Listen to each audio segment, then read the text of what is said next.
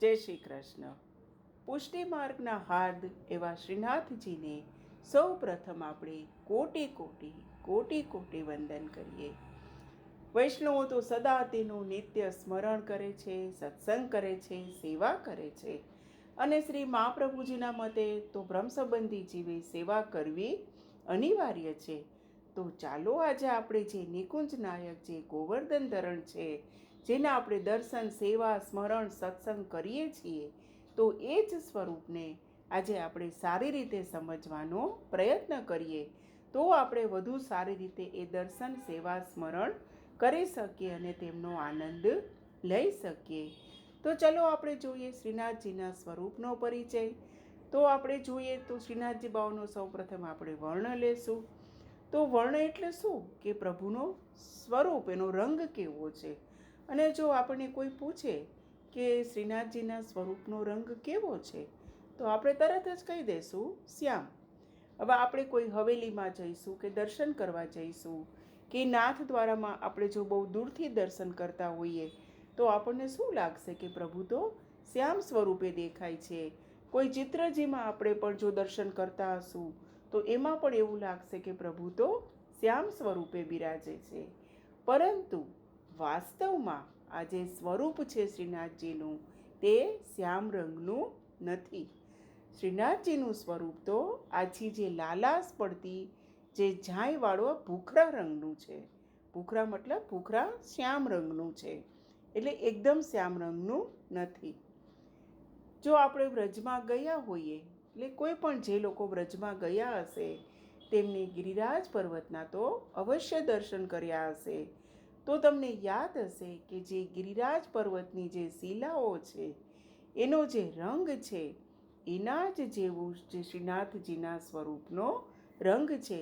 જો તમે નાથ દ્વારામાં મંગળાના દર્શન તમે જો કર્યા હોય, તો તમને તરત ખ્યાલ આવી જશે કે એ સ્વરૂપનો રંગ અને જે ગિરિરાજજીનો રંગ બંને એક જ છે. અને એ સ્વરૂપનો રંગ જેવો કોઈ જ હવેલીમાં એ રંગનું સ્વરૂપ નથી બિરાજતું, કારણ તે તો પ્રભુએ સાક્ષાત પોતાનામાંથી પ્રકટ કર્યું છે. એટલે તે એકદમ તે ગિરિરાજજીની શિલાઓ જેવી, ગિરિરાજજી જેવું જ દેખાય છે. હવે આપણને પ્રશ્ન થાય કે તો શ્રીનાથજીનું સ્વરૂપ આવું બેરંગવાળું કેમ? તો તેનો જવાબ શું છે કે જે આપણું જે શાસ્ત્ર છે, એમાં દરેક રંગનો કોઈનો કોઈ ભાવ છે. અને જે રસશાસ્ત્ર છે, એમાં તો જુદા જુદા 9 રસ બતાવવામાં આવ્યા છે. અને જે 9 રસ છે, એમાં જે શ્રેષ્ઠ રસ કયો? તો કે શૃંગાર રસ છે. અને દરેક રસનો જે સ્વરૂપ છે એ પ્રમાણે એનો રંગ બન્યો છે. પરંતુ જે આપણો જે શૃંગાર રસ છે, એનો રંગ શ્યામ છે. આપણા શ્રીનાથજી બાવા જે વ્રજમાં ગોપીજનો સાથે જે રાસલીલા કરે છે, તેમાં તેઓ શૃંગાર રસનું સાક્ષાત સ્વરૂપ છે. આથી જ તેમનો જે શ્રીઅંગનો રંગ છે, એ આછો શ્યામ છે. અને જે લાલ રંગ છે, એને તે શાસ્ત્રોમાં અનુરાગનો રંગ કયો છે, પ્રેમનો રંગ કયો છે. હવે શ્રીનાથજીને પોતાના ભક્તો ઉપર ખૂબ જ પ્રેમ છે, તો એવી રીતે ભક્તોને પણ શ્રીનાથજી ઉપર અનહદ પ્રેમ છે. હવે શ્રીનાથજી તો ભક્તોના પ્રેમના લાલ રંગથી રંગાઈ ગયા છે. અને ભક્તોના આનંદરૂપી ગુલાલથી જાણે શ્રીજી બાવા લાલ રંગના ન બની ગયા હોય જાણે, એવું આપણને લાગી રહ્યું છે.